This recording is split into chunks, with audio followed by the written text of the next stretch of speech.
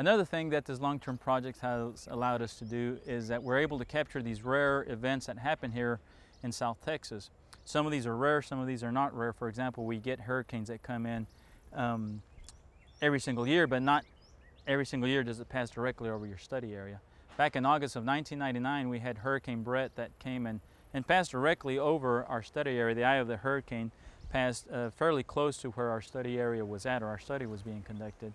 And it dumped about 20 inches of rainfall onto our study area. It created this mass inundation, and what you could see is these small islands that were out there.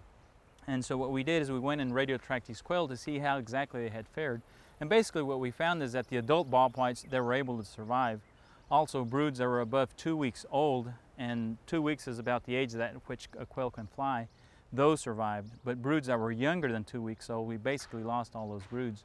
Something that was interesting is that we went the day after the hurricane and we were wading out through the water. We were tracking our quail and we were getting the signal from this mesquite tree off in the distance, and as we were approaching it, the mesquite tree kind of formed like a little island.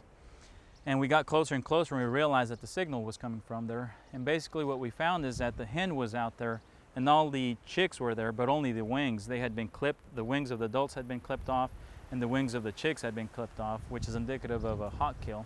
So what we believe happened is that as the water started to rise, the quail heart started to go to the areas that were higher ground. They kind of got captured in that little island, which made for an easy meal for a raptor species.